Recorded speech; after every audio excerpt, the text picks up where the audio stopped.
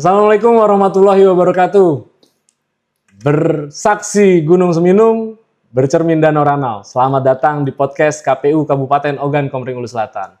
Hari ini kita kedatangan tamu spesial dari Dinas Kependudukan dan Catatan Sipil, Bapak Alfian Adrianto.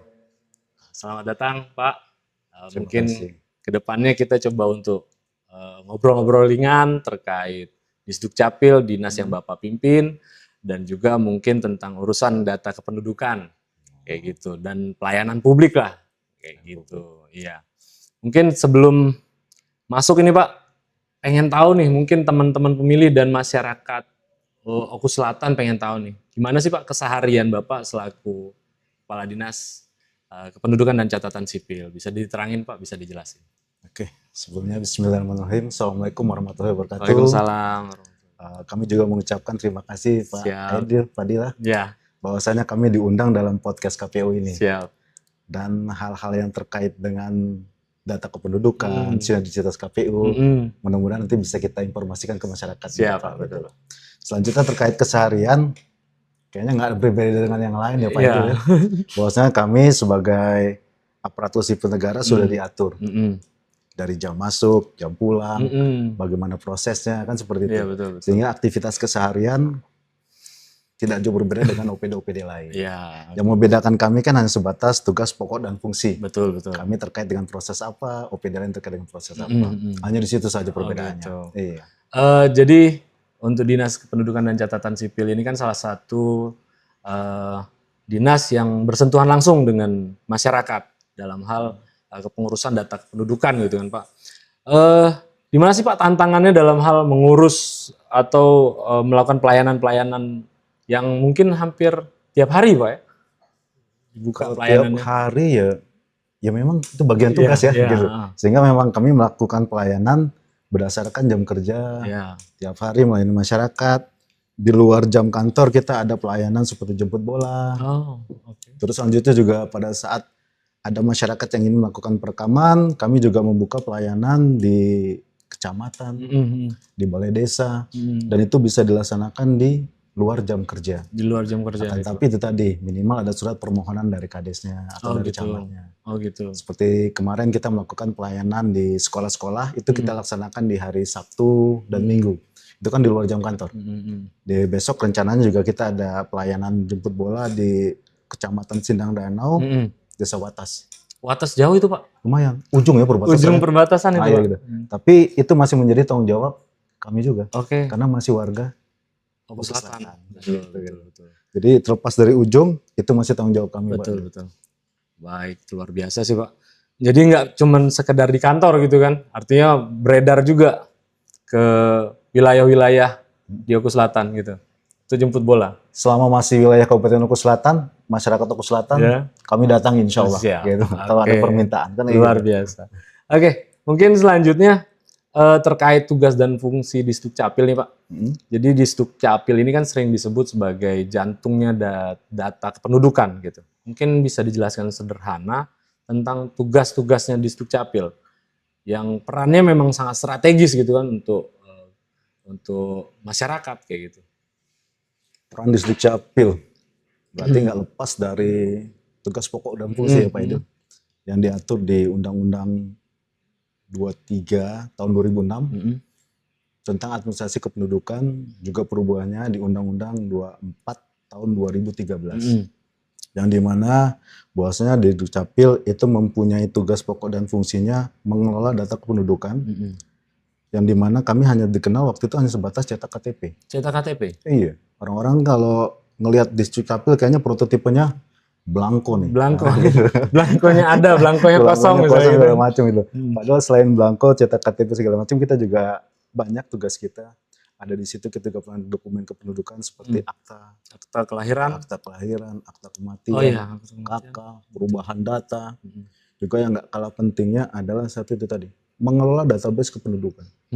Sehingga memang ini bisa dijadikan suatu pedoman ataupun panduan bagi OPD-OPD untuk melakukan aktivitas selanjutnya. Seperti misalnya dari terutama nih paling sering ini dinas kesehatan ini. Dinas kesehatan juga dinas pendidikan.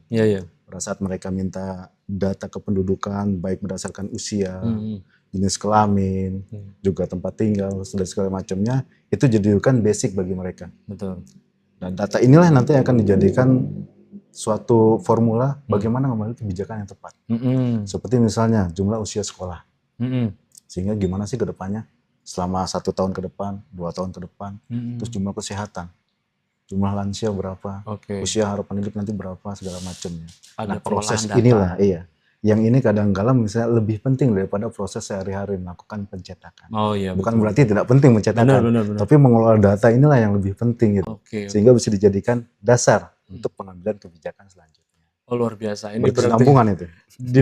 di luar ini mungkin jadi inspirasi kita sama-sama bahwasannya rupanya peran Disdukcapil bukan hanya sekedar perekaman KTP atau administrasi pengeluaran akta segala macam, tapi juga pengolahan data kependudukan gitu Pak ya. Juga termasuk permasalahan kependudukan.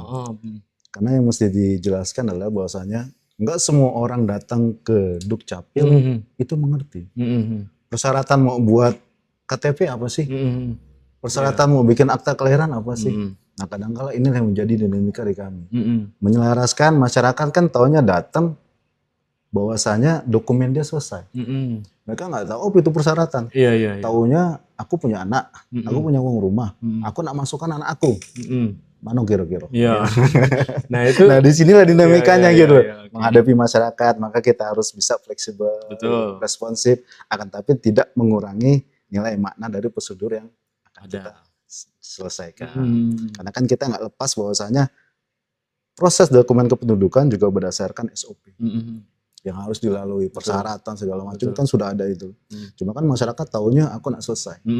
Nah, di sini dinamikanya menyatukan penyelesaian dokumen, masyarakat datang dengan kita harus bagaimana bisa melaksanakan tugas dan pokok sehari-hari. Setiap orang punya pikiran berbeda-beda di Dukcapil gitu. Pengetahuannya juga berbeda. Nah, ini di sini tantangannya seperti yang Bapak katakan tadi. Apalagi juga mohon maaf, kontur Oku Selatan kan kita nggak seperti di kota-kota besar ya. Semuanya bisa dicapai melalui roda 4 kan kayak gitu. Atau mereka punya waktu untuk menyelesaikan dokumen. Maka pentingnya itu tadi, kami melakukan jemput bola ke masyarakat seperti itu. Sehingga pada saat mereka datang ke pelayanan kami di suatu wilayah, seperti misalnya di kantor desa segala macam, itu bisa dimanfaatkan dengan baik. Sebatas itu Pak Padi. Oke. Ya luar biasa sih Pak. Jadi terkait, Bapak tadi sudah nyinggung juga terkait geografis. Jadi Oku Selatan 19 kecamatan, danau ada, gunung ada, lembah, 259 desa. Nah, jadi kan luar biasa kompleksnya nih Pak. Gimana itu juga kan tantangan gitu kan Pak. Iya. Dan juga artinya sudah sejauh mana Disdukcapil mencapai masyarakat-masyarakat yang terjauh, terluar atau terluar. Ya, yang kayak gitu. Gimana tuh Pak? Sudah sejauh mana gitu? Sama seperti kemarin. Kalau ujungnya mudah-mudahan kami sampai yang Watas itu ya. Watas di ujung lagi. Terus kalau di Kisam Tinggi itu yang daerah apa itu? Singadilaga atau yang ke atas itu? Singalaga. Simpang Laga. Nah, Simpang Laga yang ada itu. Terus kalau di daerah Mekako itu di ujung sampai Belimbing. Mana itu? Iya, Selabung Sebimbing itu. Itu alhamdulillah sudah kita pernah datangi. Kita sudah pernah melakukan sampai ke sana pelayanan. Dan itu juga didukung oleh perangkat desanya. Terus juga perangkat dari kecamatan membantu kami seperti menyiapkan lokasi, bagaimana perekaman bisa berjalan. Nah, kendalanya yaitu tadi memang satu dari ada beberapa titik wilayah Oku Selatan masih blind spot. Nah, itu blind spot. Terus juga ketersediaan suplai jaringan listrik. Karena kan alat kami kan itu semua terkait dengan listrik dan juga terkait dengan jaringan. Akan tetapi proses ini alhamdulillah karena kerjasama dengan perangkat kecamatan, perangkat desanya semua berjalan lancar alhamdulillah. Jadi sampai saat ini tidak menemui hambatan yang berarti. Sehingga kami bisa masuk ke wilayah-wilayah yang dianggap baca, gitu. Bisa. Tapi alhamdulillah kita bisa melaksanakan pelayanan di sana. Jadi mungkin yang diperlukan sekarang tinggal animo masyarakatnya lagi atau keinginan dari masyarakatnya lagi untuk datang untuk ikut mencapai titik-titik yang sudah dijangkau oleh Disdukcapil kayak gitu kan atas sinergisitas dengan pemerintah daerah tadi kan kayak gitu Pak. Mungkin peran masyarakatnya artinya kan. Kalau animo masyarakat alhamdulillah ya Pak Fadil ya. Karena beberapa kali kita intens ke kecamatan, ke desa, itu memang dimanfaatkan betul sama mereka.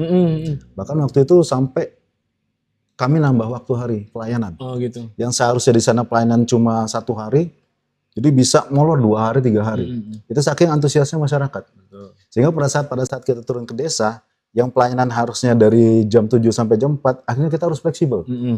Setelah kita istirahat jam 5, setelah sholat maghrib, buka lagi layanan. Sampai mereka bersarung-sarung itu, namanya di dusun-dusun kan gitu, dingin cuacanya, apalagi kayak Pulau Beringin, terus Mekakau kan ya gitu, kalau malam itu gitu. Bener. Dan ya itulah dinamikanya bahwasanya, oh seperti ini. Gitu. Dan kita juga membayangkan memang, kalau mereka harus ke Muara II, oh jauh Pak. terlalu jauh. Jauh ya Pak. Terus apa? Mana meninggalkan kebon Benar, gitu. benar. Nah, Itu juga. Kadang-kadang pas lagi pemilu juga itu juga Pak jawaban itu, Pak. Cak mano kami nak kebon lagi itu nah, kan. itu tadi. Laju nak ninggalkan kebon nak nyoblos ke bawah ini. Misalnya cak itu. Sahang, kopi, Iya.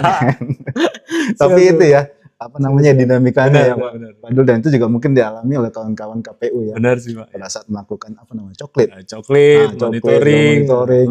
Apalagi kan pada saat ke Sosialisasi. dusun-dusun, nah itu realitasnya gitu. Betul. Nah inilah yang memang menjadi suatu titik temu bagi saya juga kawan-kawan, ada 60 staf di kami, dan mereka itu selalu bertukar pikiran gimana caranya memang masyarakat yang memang tidak mau untuk ke Muara II, mesti bagaimana nih?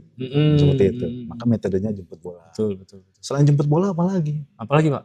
Ternyata selain jemput bola, kita juga melaksanakan itu tadi, pelayanan secara online. Online, oke. Kita sudah terhubung dengan 19 kecamatan, juga dengan kades-kades, dan dari tahun 2023-2024, untuk pengurusan akta kematian, segala macam itu cukup melalui WA.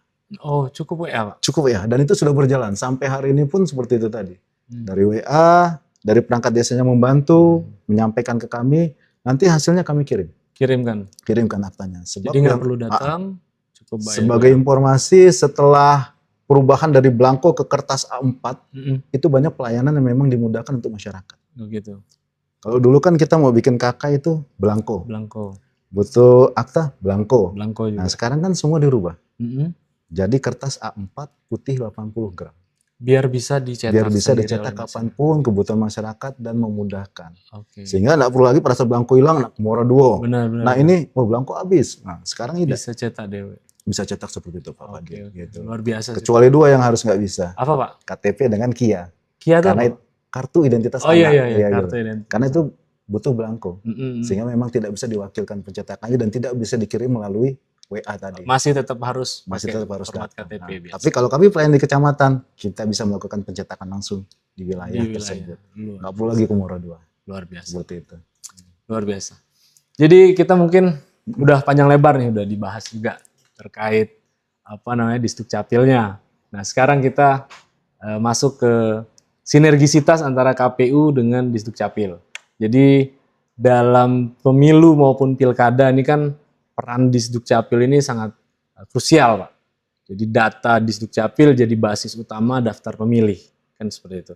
Mungkin bisa dijelaskan lagi peran Disduk Capil dalam mendukung KPU terkait hal data kependudukan gitu Pak. Mungkin kawan-kawan pemilih pengen tahu kan. Kalau sinergisitas pasti ya. Ya. Gitu. Bahwasanya kan memang data kependudukan ini kami memang bukan OPD menjadi pelayanan dasar.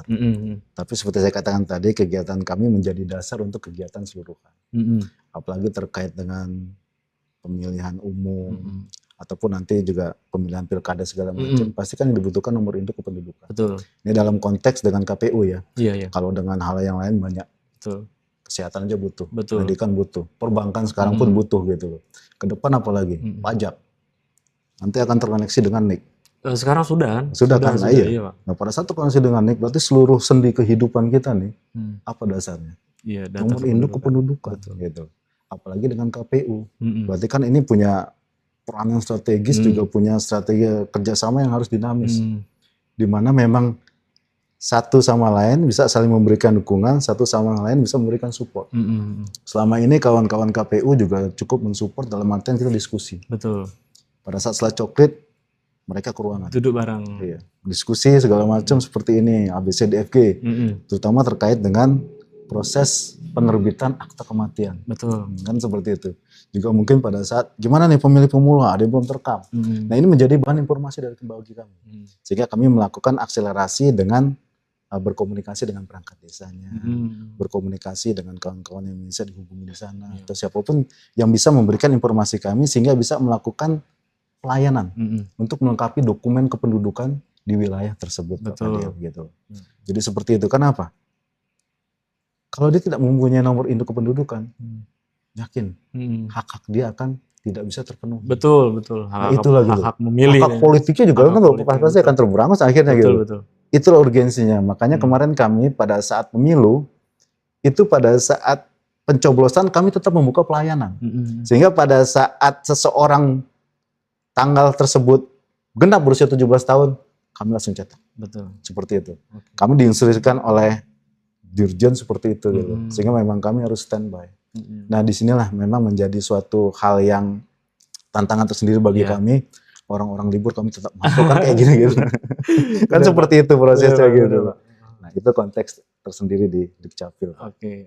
Jadi dari sudut pandang di Dukcapil, mandang sinergisitas kita mungkin seperti itu Pak ya. Bahwasannya dalam pemenuhan hak pilih, hak-hak masyarakat ini, ya salah satunya pintu masuknya itu data kependudukan itu tadi. Betul. Ini Pak, mungkin udah banyak juga yang kita bahas. Mungkin sekarang pengen tahu, mungkin teman-teman pemilih pengen tahu juga nih. Kan banyak nih permasalahan kalau di menjelang pemilu atau pada saat pemilu yang akan muncul ini permasalahan yang selalu berulang juga mungkin pemilih ganda. Nick-nya tidak valid. Juga tentang data yang meninggal dunia rupanya masih ada gitu kan. Mungkin bisa diurai gitu Pak. Permasalahan ini dari sudut pandang di Dukcapil gitu. Kami mandangnya dari mana ya? Tapi kami yakin permasalahan yang ada di Oku Selatan juga pasti ada di kabupaten. Di kabupaten lain, betul Pak. Nah, tapi mungkin porsinya. Benar. Nah, ini kemarin alhamdulillah setelah perubahan dari siak distribusi menjadi siak terpusat, semuanya update Pak Fadil. Izin Pak, siak tuh? Siak itu Sistem Informasi Administrasi Kependudukan. Oke, siap.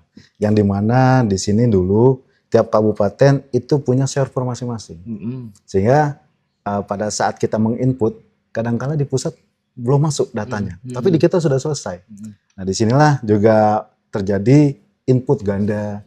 Pada saat kami melakukan pelayanan di kecamatan, mereka sudah melakukan perekaman. Tapi nggak sabar karena jaringan. Sehingga akhirnya mereka ke ibu kota kabupaten melakukan perekaman ulang, segala macam kan gitu. Itu pada saat dulu awalan. Akan tapi alhamdulillah setelah siak terpusat ini semua sehingga terkoneksivitas. Jadi pada saat kita hari ini melakukan perekaman, melakukan pencetakan, baik itu KK, akta kelahiran, akta kematian, semua datanya sudah online. Online semua. Terkoneksi seluruh Indonesia. Sehingga makanya kenapa jadi bank data di Dukcapil kan kayak gitu. Yang ini dimanfaatkan oleh hampir banyak lembaga. Seperti saya katakan tadi, baik lembaga keuangan, lembaga kesehatan, lembaga pendidikan, termasuk juga KPU pusat. Betul. Yang dimana KPU memanfaatkan data dari Dirjen Dukcapil. Inilah yang dibagikan ke KPU kabupaten kota untuk dilakukan pemutahiran data. Siap. Itu Pak Fadil. Ya, tadi juga udah dijelaskan ya. Artinya krusial. Data kependudukan sangat krusial dan juga prosesnya juga mungkin di awal itu Pak yang terjadi itu pada saat kita perubahan ya. Perubahan pada saat dulu KTP masih kertas analog, dan di kecamatan analog terus berubah menjadi elektrik. Kan itu kan perekaman massal. Betul. Nah, antusias masyarakat kan pengen tahu ini kan. Jadi berbondong-bondong gitu. Nah, sedangkan SDM di lapangan nih ya itu tadi. Keterbatasan sehingga dia langsung melakukan input segala macam. Orang nggak sabar ingin lakukan lagi kan gitu, sehingga ada orang yang merekam bukan hanya sekali, mungkin 2 kali. Gitu. Nah pada saat nanti dia sudah terbiometrik, nah akhirnya di situ mulai rapi. Jadi secara bertahap juga data kependudukan, insya Allah juga akan seperti itu. Dan sekarang pun ibaratnya udah nggak ada lagi celah untuk terjadinya data ganda. Iya, seperti itu. Kenapa? Satu orang semuanya satu nick dan semua harus rekam biometrik. Nah itu yang nggak dipunyai semua gitu. Sehingga kalau orang bisa mengatakan kenapa data bisa double? Kemungkinan kecil, betul. Hanya sebatas kayak kemarin mungkin terjadi perubahan data, sinkronisasi data, pindah aja sebenarnya. Tapi Oke. kalau nik itu tetap Tetap. nggak akan berubah. Nik itu menjadi pedoman seseorang pada saat dia lahir dapat nik, meninggal pun akan itu tadi. Niknya masih itulah sampai dia dinyatakan meninggal dan kita nonaktifkan. Nonaktifkan nik tersebut. Iya. Ya, artinya permasalahan ini coba kita urai terus, memang berulang. Tapi kami optimis di 2029 nanti data ini sudah semakin valid gitu kan Pak. Yakin saya dengan kinerja KPU. Ya. Siap. Gitu. Jadi Pak Alpian, Ya. udah banyak juga kita bahas tadi. Nah, sekarang pengen bahas tentang EKTP Pak, KTP elektronik dan hak pilih. Jadi KTP elektronik ini kan salah satu syarat utama penggunaan hak pilih nih. Jadi pesan Bapak kepada masyarakat, khususnya pemilih pemula tentang pentingnya perekaman EKTP. Pentingnya perekaman EKTP Pak Fadil ya. Mm-mm. Seperti yang sudah kita jabarkan di awal Mm-mm. pembicaraan kita, betapa pentingnya dokumen kependudukan terutama EKTP. Betul. Sehingga ada satu kata untuk masyarakat Oku Selatan, manfaatkanlah kami Mm-mm. untuk hal tersebut. Mm-mm. Dalam artian manfaatkan ini hal yang positif. Hal positif. Gitu, positif dalam konteks pada saat memang kami melakukan kegiatan jemput bola, pada saat memang kami terjun ke masyarakat, selesaikan seluruh dokumen kependudukan. Mm-mm. Karena pada saat kami ke lapangan, seluruh perlengkapan yang kami bawa itu siap tempur semua kawan-kawan. Baik dari belangko, dari ribbon, sampai dokumen kependudukan yang lain. Akta lahir, Iya. KK, akta kematian, sampai pindah domisili. Manfaatkanlah itu semua. Dari program-program yang kami laksanakan untuk masyarakat Oku Selatan. Seperti itu. Karena ini juga menjadi concern tersendiri oleh Pak Bupati. Mereka diharapkan masyarakat punya semua dokumen. Sehingga pada saat ada hal-hal yang sifatnya urgent ataupun yang bantuan-bantuan segala macam itu bisa dimanfaatkan. Betul. Kan gitu. Jangan pada saat dibutuhkan baru ngurus. ngurus. Nak kecapil jauh pulau kan itu gitu. Nah, terjun ke lapangan makan waktu. Betul. Nah, jauh-jauh hari manfaatkanlah seluruh pelayanan yang ada di Dukcapil. Ada jadwalnya nggak sih Pak? Kalau jadwal kami nggak punya jadwal. Nggak punya jadwal. Kalau tahun awalan dulu memang kami terjadwal. Yang pertama kami laksanakan untuk mengenalkan program jemput bola kami ke kecamatan. Jadi kami jadwal. 19 kecamatan kami jadwalkan. Tahun kedua kami tidak jadwalkan. Kami informasikan desa mana yang membutuhkan silakan. Misalnya di satu kecamatan ada 5 desa membutuhkan tenaga Dukcapil. Kita ambil titik tengahnya, masuk ke situ. Tapi kalau untuk sekolah-sekolah kami insya Allah sampai tahun ini terjadwal kalau sekolah. Oh, gitu. Jadi kami rutin melakukan pelaksanaan perekaman dan pencetakan KTP di sekolah. Khususnya bagi mereka yang sudah berusia 17 tahun dan juga 16 tahun. Karena kalau 16 tahun sudah bisa kita rekam Pak Fadil. Sehingga pada saat 17 tahun dia nggak perlu perekaman lagi. Dia tinggal datang ke Dukcapil untuk melakukan pencetakan. Seperti itu Pak Fadil. Jadi Bisa untuk memudahkan. Bisa dikabarin Pak nanti jadwal ke sekolahan biar kita bisa bikin program bareng gitu. Gak masalah. Tinggal Pak Fadil komunikasi gitu. Nanti kita tinggal sosialisasi KPU-nya kan. Oh gitu ya. Iya, di Dukcapil perekaman. Ini informasi baru bagi kami. Tahu kayak gitu kita terus-terusan loh. Sebab dari tahun kemarin kita melakukan ke sekolah terus. Oh gitu. Sampai tahun ini kemarin terakhir ke sekolah di daerah Kecamatan Kesam Tinggi. Oke. Seperti itu. Tapi intinya 19 kecamatan seluruh sekolah yang ada di Oku Selatan kami datang. Ada jadwalnya. Sampai sekolah-sekolah swasta. Oke. Seperti itu, bukan hanya sekolah negeri ya. Betul. Tapi seperti kita kan ada kayak semacam sekolah swasta yang dinaungi oleh PGRI, Cokro, terus apalagi yayasan-yayasan itu. Itu kami datangi semua. Kalau Sampai pesantren yang Pondok Al-Hanan. Nah itu, kita datangi juga. Sungai Haru itu Pak? Iya, Sindang Danau. Sindang Danau seperti itu. Jadi semua pokoknya kita berikan kesempatan yang sama. Sebab itu tadi, pelayanan kami kan tidak terbatas untuk satu golongan tertentu, tapi semuanya harus punya. Betul. Jadi nggak memandang seperti bukan sohib bukan nih. Orang Siap. Mungkin itu sih Pak diskusi kita pada kesempatan kali ini. Jadi mungkin sebagai penutup Bapak Alpian bisa menyampaikan ke masyarakat Oku Selatan agar lebih sadar tentang administrasi kependudukan seperti itu mungkin Pak ya, dan berpartisipasi aktif dalam pemilu dan pilkada, mungkin kayak gitu Pak. Closing statement Pak? Closing statement? Kalau closing berarti besok nggak ada lagi. Tapi oke. Jadi pada dasarnya itu tadi, bahwasanya kami juga di Duscapil terus melakukan perbaikan. Dan pada saat kami melakukan perbaikan, tolong juga masyarakat untuk memberikan input ke kami. Seperti misalnya tentang pelayanan kami, juga tentang bagaimana kami harus menyelesaikan permasalahan di masyarakat, ataupun memang bagaimana kami harus bisa melakukan secara kontinuitas kegiatan ini bisa bermanfaat. Betul. Seperti yang katakan tadi di awal, bermanfaat bagi masyarakat secara keseluruhan, sehingga memang masyarakat bisa memenuhi seluruh dokumen yang dibutuhkan.